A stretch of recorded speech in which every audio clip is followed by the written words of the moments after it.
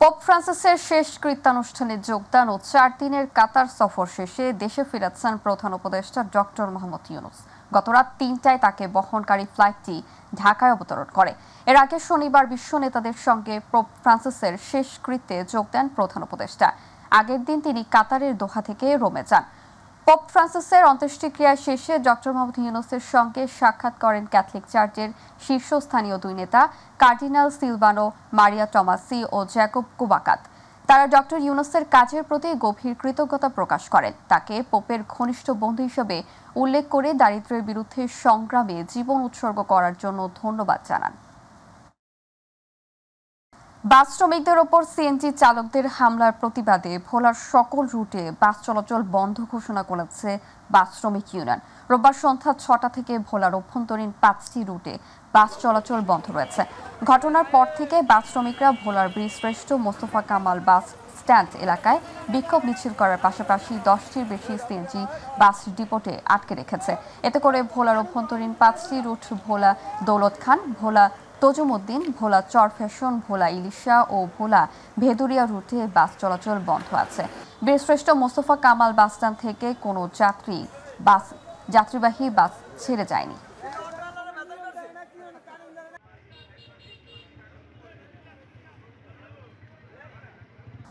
দর্শক, এই বিষয়ে বিস্তারিত জানাতে এই মুহূর্তে ভোলা থেকে যুক্ত হচ্ছেন প্রতিনিধি আরিফ হোসেন লিটন। লিটন, ভোলার অভ্যন্তরীণ রুটে বাস চলাচল বন্ধ, তো এখন আসলে পরিস্থিতি কেমন দেখছেন? যাত্রীরা কি বলছে? সংকট সমাধানে কি কোনো উদ্যোগ নেওয়া হয়েছে?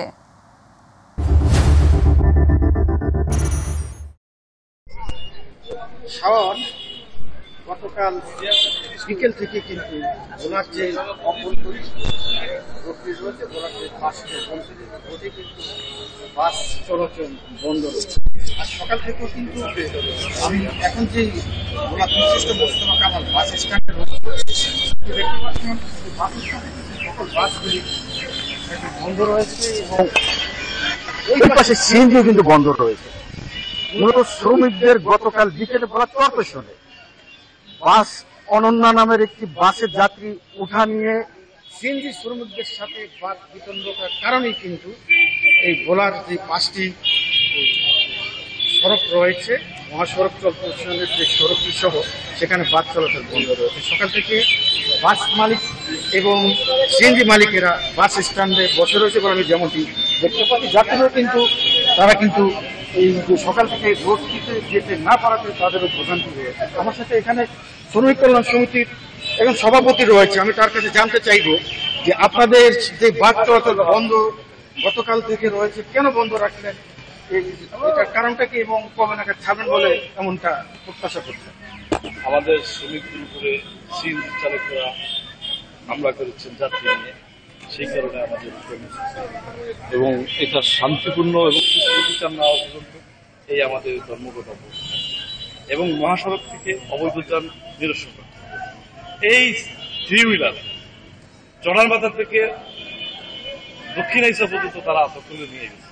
আমাদের এখন বর্তমানে যে ঐতিহ্যবাহী বাস মালিক সমিতি 100 বছরের আজকে আমাদের বিরুদ্ধে আমরা বৈধ হয়েও আমরা রাস্তায় চলতে পারি না, অবৈধ জানে এখন বর্তমানে ছেড়ে গেছে। এটা আমরা সঠিক নিরসন চাই। শাওন যেমনটা বলছিলেন, বাস মালিক সমিতির যে সভাপতি রয়েছে তিনি বলছেন যে সভাপতি রয়েছে তিনি বলছেন যে এই যে অবৈধ যে থ্রি হুইলার গাড়ি বন্ধের দাবিতে তাদের যে বাস চলাচল বন্ধ, তারা মূলত কয়েকদিন পরপরই তাদের সাথে একটি বাদ বিতর্কতা হয়, যার ফলে কিন্তু তারা এই মহাসড়কে চলতে তাদের অনেকটি সমস্যা হয় বলে তারা দাবি করছে। এই বিষয়ে আমার সাথে জেলা প্রশাসকের সাথে কথা হচ্ছে। জেলা প্রশাসক যেমনটা বলছেন যে দুই পক্ষকে নিয়ে তারা এই সমস্যার সমাধানের জন্য চেষ্টা করে যাচ্ছেন বলে জেলা প্রশাসক আমাকে এমনটা জানিয়েছে। তো এই ছিল ভোলা বাস স্ট্যান্ড থেকে আমার সর্বশেষ খবর। লিটন, আপনাকে ধন্যবাদ। দর্শক, ভোলার অভ্যন্তরীণ রুটের সর্বশেষ খবর জানাচ্ছিলেন প্রতিনিধি লিটন। চাঁদপুরের মতলব উত্তরের মেঘনা নদীর 5 কিলোমিটার জায়গায় তীব্র ভাঙন দেখা দিয়েছে। চলমান ভাঙন অব্যাহত থাকলে বন্যা নিয়ন্ত্রণ বাঁধটি একসময় নদী গর্ভে বিলীন হয়ে যাবে বলে আশঙ্কা স্থানীয়দের। বসতভিটা ও সম্পদ রক্ষায় দ্রুত স্থায়ী নদী রক্ষা বাঁধ গড়ে তোলার দাবি জানিয়েছেন স্থানীয়রা। প্রতিনিধি মোহাম্মদ দিন ইসলামের তথ্যচিত্রে জানাচ্ছেন শামস তাবরিজ উচ্ছ্বাস। মেঘনা ও ধনগদা নদী থেকে বালু উত্তোলনের ফলে দুই নদীর পার ঘেঁষে নির্মিত বাঁধ ধসে পড়ছে। এতে মেঘনার জহিরাবাদ লঞ্চঘাট থেকে সোনাপাড়া, সাংকিভাঙা, চরমাসুয়া, জনতার বাজার এলাকা পড়েছে ভাঙনের মুখে। একইভাবে ধনগদা নদীর ষাটনল থেকে কালীপুর, নবীপুর, ফাহানিয়া, খাগড়িয়া, ঠেটালিয়া, সিপাহীকান্দি এলাকায় দেখা দিয়েছে ভাঙন। ভাঙনের ফলে হুমকির মুখে দেশের দ্বিতীয় বৃহত্তম মেঘনা ধনগদা সেচ প্রকল্প। কয়েক হাজার একর ফসলি জমি, কয়েকটি শিক্ষা প্রতিষ্ঠান, হাটবাজার, হাসপাতাল, মসজিদ, মাদ্রাসা, ঘরবাড়ি সহ গুরুত্বপূর্ণ বিভিন্ন স্থাপনা। 4-5 বার নদী বাঙ্গাল হয়ে গেছে। আমরা বাস্তরা হয়েছি সব জায়গা জমি সব বাঙ্গাল হয়ে আছে, অনেক ঘরবাড়ি বেড়ে বাঙ্গাল হয়ে যাইতেছে। 4 বার নদী ভাঙনের শিকার হয়ে এখানে এসে অনেকেই গড়ে তুলেছেন বসতঘর। যদি এটিও ভেঙে পড়ে তাহলে খোলা আকাশের নিচে থাকতে হবে তাদের। তাই দ্রুত স্থায়ী রক্ষাবাঁধ গড়ে তোলার দাবি স্থানীয়দের। আমাদের এই বাড়ি রাখা সম্ভব নয়। পাথর ফেলাইয়া যাতে নদী মধ্যে মানুষ রক্ষা করা যায় সেইভাবে যেমন কাজটা করে তাদের জোর দাবি। দ্রুত এই কাজটা করার জন্য দাবি জানাচ্ছি। উপজেলা প্রশাসন বলছে শীঘ্রই ভাঙন রোধে পদক্ষেপ নেবেন তারা। আর বিষয়টি ঊর্ধ্বতন কর্তৃপক্ষকে অবগত করা হয়েছে। দ্রুত জিওব্যাগ ফেলে ভাঙন রোধে ব্যবস্থা নেওয়ার কথা জানিয়েছে পানি উন্নয়ন বোর্ড। যত দ্রুত সম্ভব এই ভাঙন প্রতিরোধের জন্য ওনারা জিওব্যাগ রিকুইজিশন দিয়ে নিয়ে আসবেন এবং ভাঙন প্রতিরোধের জন্য সর্বাত্মক যে চেষ্টা সেটা করবেন। অবহিত করে আমরা যত দ্রুত সম্ভব এটা আমরা জিওব্যাগ রাম্পিং করার ব্যবস্থা করব। মেঘনা ধনগদা সেচ প্রকল্প এর তীর রক্ষায় প্রয়োজনীয় ব্যবস্থা গ্রহণ করবে সরকার, এমনটাই প্রত্যাশা নদী পারের মানুষের।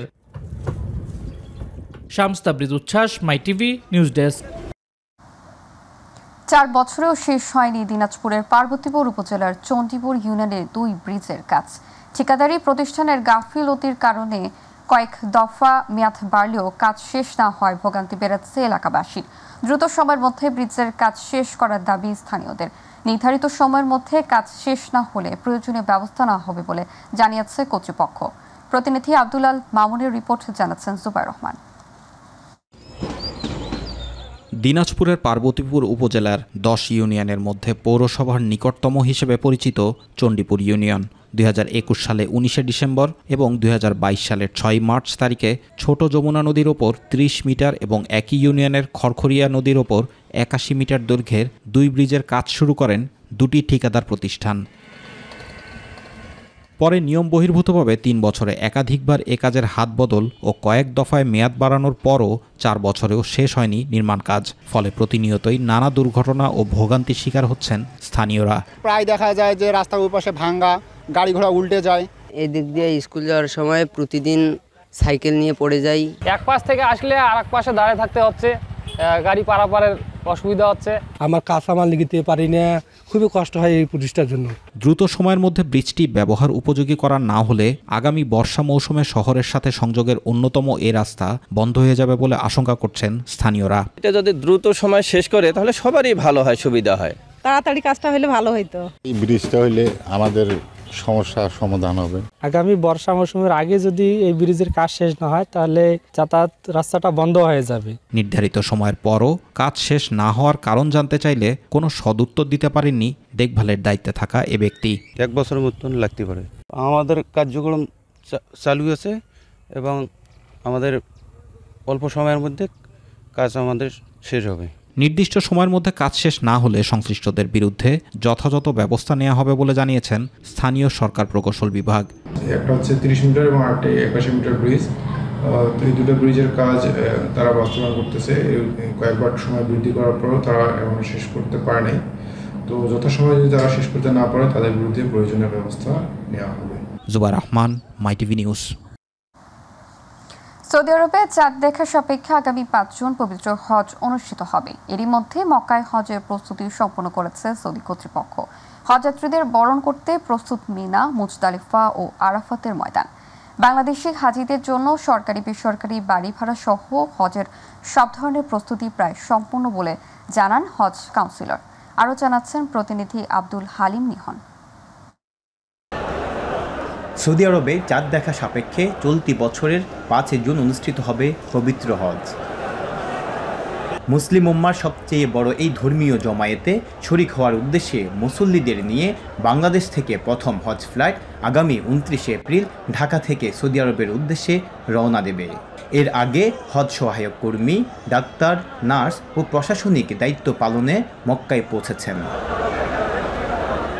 সবকিছু ঠিক থাকলে আগামী ৩ কিংবা ৪ জুন মধ্যরাত থেকে পবিত্র মিনার উদ্দেশ্যে রওনা দেবেন হাজিগণ। হাজিদের বরণ করতে সব ধরনের প্রস্তুতি সম্পন্ন করেছে এরই মধ্যে সৌদি কর্তৃপক্ষ। মিনা, মুজদালিফা, আরাফার ময়দানে হাজিদের জন্য থাকা, খাওয়া ও ইবাদত পালনের জন্য উন্নত মানের এয়ার কন্ডিশন তাঁবুসহ সব ধরনের ব্যবস্থা রাখা হয়েছে বলে জানান কাউন্সিল হজ জহিরুল ইসলাম। সৌদি সরকারের তরফ থেকে আলহামদুলিল্লাহ এখন পর্যন্ত প্রস্তুতি বেশ ভালো। পাশাপাশি আমাদের তরফ থেকে বাংলাদেশ থেকে আগত হজযাত্রীদের জন্য প্রস্তুতি ভালো। হাজি সাহেবরা যাতে সুন্দরভাবে তাদের এই পবিত্র হজ পালন করতে পারেন সেই জন্য আমাদের সব রকম প্রচেষ্টা অব্যাহত আছে। এইদিকে হাজিদের নিরাপত্তা দিতে মক্কা, মিনা, মুজদালিফা ও আরাফাতের ময়দানে নিরাপত্তার চাদরে ঢেকে ফেলা হয়েছে। নিয়োগ করা হয়েছে বাড়তি ২০,০০০ নিরাপত্তা কর্মী ও ১০,০০০ স্বেচ্ছাসেবক। ২০২৫ সালে বাংলাদেশ থেকে মোট ৮৭,১০০ জন হজযাত্রী সৌদি আরবে আসার কথা রয়েছে। এর মধ্যে সরকারি ব্যবস্থাপনায় থাকছেন ৫,২০০ জন আর বেসরকারি ব্যবস্থাপনায় থাকছেন ৮১,৯০০ জন। আব্দুল হালিম নিহন, মাই টিভি, সৌদি আরব। এবার আমাদের কৃষি। সিরাজগঞ্জের যমুনার চর এখন ফসলের সমারোহ। চরে যেদিকে দুচোখ যায় শুধু ফসল আর ফসল। নদী ভাঙন কবলিত কৃষকদের চোখে মুখে যেন স্বস্তির পরশ দিচ্ছে এসব ফসল। কিন্তু চরের যোগাযোগ ব্যবস্থা ভালো না থাকায় ফসলের কাঙ্ক্ষিত মূল্য থেকে বঞ্চিত হচ্ছেন এখানকার কৃষকেরা। প্রতিনিধি এইচ.এ. মোনায়েম খানের তথ্যচিত্রে আরও জানাচ্ছেন আতিকুর রহমান তিতাস। সিরাজগঞ্জের যমুনার চর এখন সবুজের চাদরে ঢাকা এক বিস্তীর্ণ জনপদ। আগে সব চরে ছিল ধুধু বালুচর, কিন্তু সম্প্রতি যমুনা নদীর উজানে কাজীপুর থেকে ভাটির চৌহালি পর্যন্ত বিস্তীর্ণ চরে চাষ হয়েছে ধান, পাট, গম, ভুট্টা, কালাই, বাদাম, সরিষা, পেঁয়াজ, রসুন সহ নানা ধরনের ফসল। নদী ভাঙন কবলিত কৃষকের চোখে মুখে যেন স্বস্তির পরশ দিচ্ছে এসব ফসল। এবছর আবহাওয়া অনুকূলে থাকায় ফলনও হয়েছে ভালো। বসতভিটা হারিয়ে গেলেও এখানকার উৎপাদিত ফসল দিয়ে চলছে তাদের জীবন জীবিকা। মুক্তি পেয়েছে ক্ষুধা ও দারিদ্রতা। এবার আবাদের মধ্যে ভুট্টার আবাদ বেশি, ইরি ধান, কালাই, ফেসারি কালাই।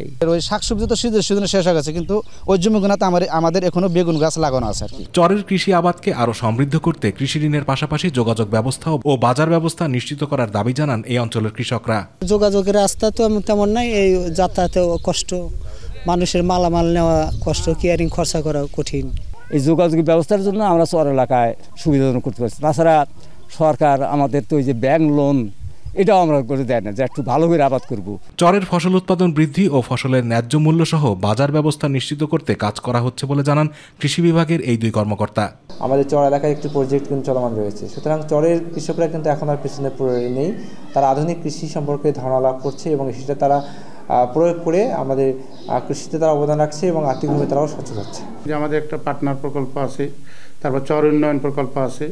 এগুলোর মাধ্যমে চরের কৃষকদেরকে সমিতির মাধ্যমে একটা নির্দিষ্ট পয়েন্টে তাদের পণ্যগুলোকে জমায়েত করে সেখান থেকে তারা যেন কোনো আড়তে দিতে পারে সেই ব্যবস্থা করা হচ্ছে।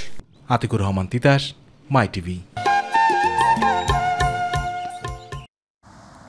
পটুয়াখালীর কলাপাড়ার ধানখালীতে সদ্য চালু হওয়া পটুয়াখালী ১৩২০ মেগাওয়াট কয়লা ভিত্তিক তাপবিদ্যুৎ কেন্দ্রের স্কার্প শেডে ভয়াবহ অগ্নিকাণ্ডের ঘটনা ঘটেছে। রোববার সন্ধ্যা 7:30টার দিকে প্রায় 20 একর এরিয়ার স্কার্প শেডে আগুন লাগে। আগুনে লেলিহান শিখা দেখে গোটা এলাকায় আতঙ্ক ছড়িয়ে পড়ে। আগুনে 13 থেকে 14টি ডিউটি পোস্ট ক্ষতিগ্রস্ত হয়েছে। এ ঘটনায় হতাহতের খবর পাওয়া যায়নি। খবর পেয়ে কলাপাড়া ফায়ার সার্ভিস দলের স্টেশন অফিসার ইলিয়াস হোসাইনের নেতৃত্বে দুটি টিম ঘটনাস্থলে পৌঁছে পাওয়ার প্লান্টের নিজস্ব টিমের সহায়তায় আগুন নিয়ন্ত্রণে আনে। দীর্ঘ প্রতীক্ষার পর সিলেট ওসমানী আন্তর্জাতিক বিমানবন্দর থেকে সরাসরি কার্গো ফ্লাইট চালু। রোববার সন্ধ্যা 7:30টায় প্রথমবারের মতো 60 টন গার্মেন্টস পণ্য নিয়ে একটি কার্গো বিমান সিলেট থেকে স্পেনের উদ্দেশ্যে উড়াল দিল। ফ্লাইট চালুর মাধ্যমে ইউরোপে পণ্য রপ্তানির এই অঞ্চলের জন্য একটি নতুন যুগের সূচনা হলো। কার্গো ফ্লাইটের উদ্বোধনী অনুষ্ঠানে উপস্থিত ছিলেন বাণিজ্য এবং বেসামরিক বিমান পরিবহন ও পর্যটন উপদেষ্টা শেখ বশির উদ্দিন, মন্ত্রণালয়ের সচিব নাসরিন জাহান, বেবিচক চেয়ারম্যান এয়ার ভাইস মার্শাল মঞ্জুর কবির ভূঁইয়া এবং মেক্সিকোতে নিযুক্ত বাংলাদেশের রাষ্ট্রদূত মুশফিকুল ফজল আনসারি।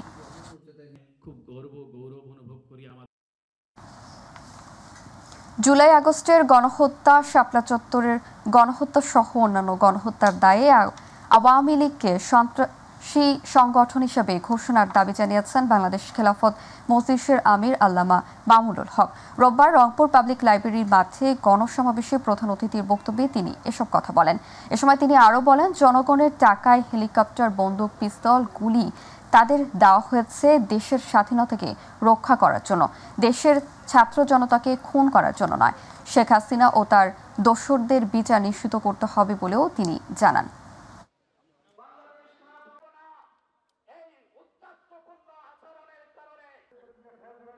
সিলেটে 2 দিনব্যাপী আন্তর্জাতিক শিক্ষা মেলার শেষ দিনে জমে উঠেছে।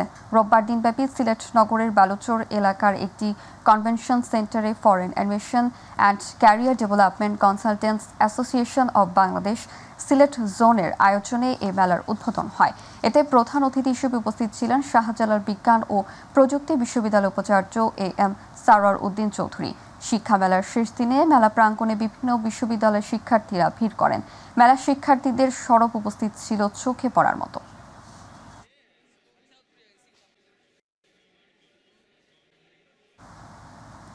জাহাঙ্গীরনগর বিশ্ববিদ্যালয়ের সংবাদ প্রকাশের জেরে সাংবাদিক সৈকত ইসলামকে হুমকি দেওয়ার প্রতিবাদে মানববন্ধন কর্মসূচি হয়েছে। রোববার জাহাঙ্গীরনগর বিশ্ববিদ্যালয় কেন্দ্রীয় শহীদ মিনারের সামনে এই মানববন্ধন কর্মসূচি পালন করেন জাহাঙ্গীরনগর বিশ্ববিদ্যালয়ে কর্মরত সাংবাদিকরা। মানববন্ধনে সাংবাদিকদের সাথে একাত্মতা প্রকাশ করে সাধারণ শিক্ষার্থীরা অংশ নেন।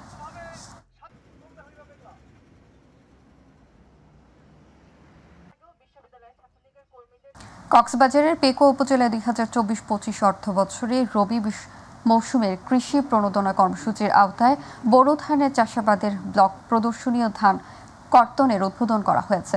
গতকাল শিলখালী ইউনিয়নের হাজির ঘোনা গ্রামে অনুষ্ঠিত কৃষক সমাবেশে প্রধান অতিথি ছিলেন চট্টগ্রাম কৃষি সম্প্রসারণ অধিদপ্তরের অতিরিক্ত পরিচালক নাসির উদ্দিন। পেকো উপজেলা নির্বাহী কর্মকর্তা মোহাম্মদ মইনুল হোসেন চৌধুরী সভাপতিত্বে জেলা কৃষি সম্প্রসারণ অধিদপ্তরের উপপরিচালক ডক্টর বিমল কুমার প্রাণিক সহ পেকো উপজেলার কর্মরত উপসংহারকারী কৃষি কর্মকর্তা ও স্থানীয় কৃষক কৃষানীরা উপস্থিত ছিলেন।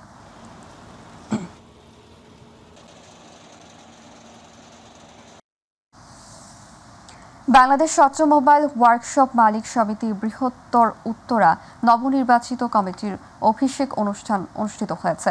উত্তরা কমিটি সেন্টারে জমকালো অনুষ্ঠানের মধ্য দিয়ে বৃহত্তর উত্তরা 7 থানা আঞ্চলিক কমিটির সভাপতি আরমান সাহার সভাপতিত্বে অনুষ্ঠানে প্রধান অতিথি ছিলেন অটোমোবাইল ওয়ার্কশপ মালিক সমিতির কেন্দ্রীয় কমিটি বাংলাদেশের সভাপতি ইঞ্জিনিয়ার জাহাঙ্গীর আলম। অনুষ্ঠানে বিশেষ অতিথি ছিলেন ঢাকা মহানগর উত্তর বিএনপির যুগ্ম আহ্বায়ক SM জাহাঙ্গীর হোসেন।